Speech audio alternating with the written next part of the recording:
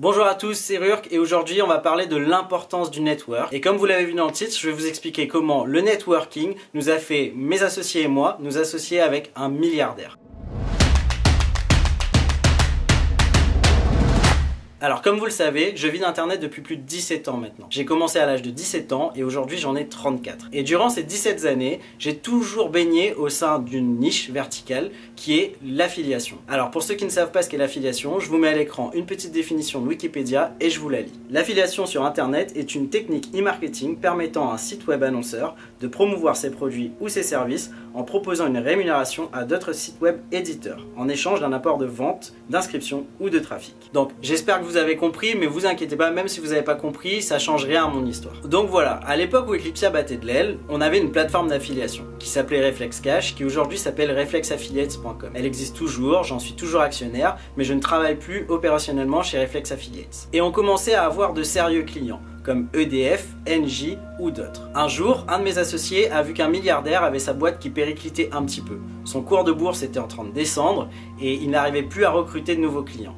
Et il ne faisait pas encore d'affiliation. Donc ni une ni deux, mon associé s'est dit au culot. D'ailleurs ça pourrait être vraiment un story time sur l'audace ou le culot. Mais il s'est dit, bah tiens, je vais envoyer un email et je vais lui demander s'il ne cherche pas une plateforme d'affiliation pour recruter des nouveaux clients. Je pense qu'en vrai, il avait peu d'espoir. Mais en réalité, ce qui s'est passé, c'est qu'on a reçu un email favorable à notre demande. Et il nous a dit, ok, on veut bien vous rencontrer, je veux bien vous rencontrer. Du coup, mon associé qui avait géré le deal de A à Z et qui avait eu cette idée brillante de lui envoyer un email, est allé le rencontrer.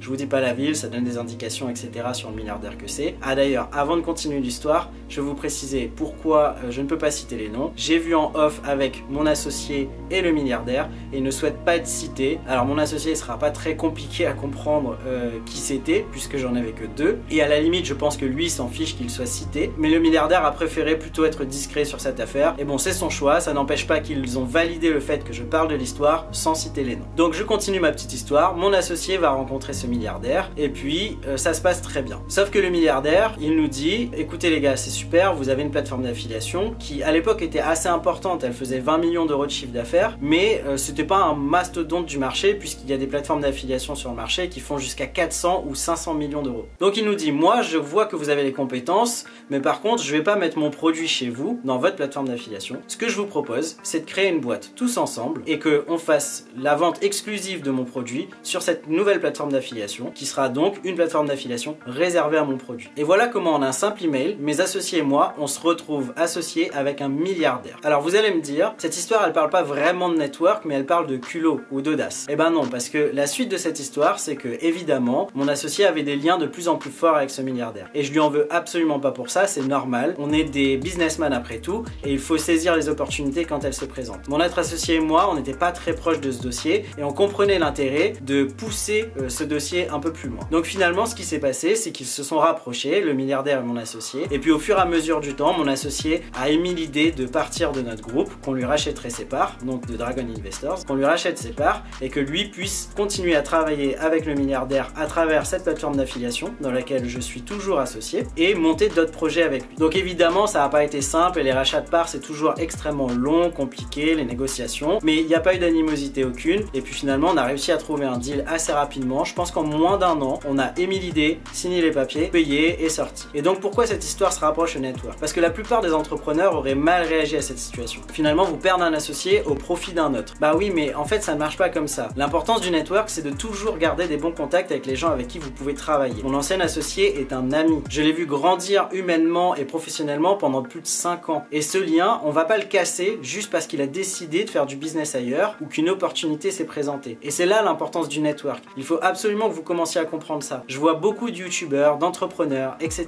qui pensent que la concurrence est forcément néfaste. D'ailleurs, j'ai fait une vidéo là-dessus. Mais en réalité, c'est juste pas néfaste et vous devez garder dans votre network le plus de monde possible. On ne sait pas de quoi est fait demain. Imaginez que je recroise mon associé ou indirectement le milliardaire avec qui nous avons une boîte commune, et ben je pourrais éventuellement faire des business beaucoup plus facilement avec eux qu'avec un simple inconnu. Donc il faut absolument faire du network. Mon associé, il a fait du network à l'audace passe, il a envoyé un email, mais vous avez plein d'autres façons de faire du network. Vous pouvez faire du networking pendant les conférences, vous pouvez contacter les gens à distance par email, vous pouvez essayer de les rencontrer sur des events, enfin il y a tout un tas de façons de faire du networking et c'est très important de faire un networking assez large pour pouvoir avoir des opportunités qui s'ouvrent à vous. Là ça a fonctionné sur un simple email, mais ça aurait pu être un coup de téléphone ou ça aurait pu être n'importe quoi. Très souvent on pense que les gens les plus hauts ne sont pas accessibles. En réalité, sachez-le, les gens les plus hauts ont peu de sollicitations parce que tout le monde pense comme ça. Les gens pensent que quand on est très haut, on est inaccessible, donc on reçoit finalement peu de sollicitations. Ou en tout cas, je précise, de sollicitations sérieuses. Évidemment, si vous écrivez un hello ça va avec un S, ça n'ira pas très loin et vous serez complètement ignoré. Mais si vous avez une sollicitation sérieuse, par exemple, moi j'en ai eu une hier de quelqu'un qui lance sa chaîne YouTube. C'est une chaîne YouTube de vente et de marketing et il m'a écrit un message assez complet. Hello Rurk, je souhaite lancer ma chaîne, je suis dans la vente et le marketing, je suis prêt à te payer du consultancy fee pour que tu m'aides, etc., etc. Bah, ce qui s'est passé, c'est que 1, je lui ai répondu, 2, je lui ai dit, pas la peine de me payer du consultancy fee, je le fais gratuitement, si ça me prend pas trop de temps, mais vraiment, boostez votre network, envoyez des messages, rencontrez du monde, allez à des conférences, c'est super, super important. La preuve, mon associé, il a réussi à s'associer avec un milliardaire. Alors voilà, c'était un petit story time, j'espère que ça vous a plu, c'était un petit peu sur l'audace, un petit peu sur le network, l'importance d'avoir de l'audace, d'essayer de contacter les gens, et l'importance aussi de conserver son network, même si les choses ne tournent pas tout le temps à votre avantage, mais conserver un network, très important de conserver son network malgré les conditions et malgré le fait que peut-être à un instant T, c'est pas stratégique pour vous de conserver un network. Mais voilà, j'espère que cette vidéo vous a été utile. C'était Rurk, on se retrouve demain pour une nouvelle vidéo. À bientôt.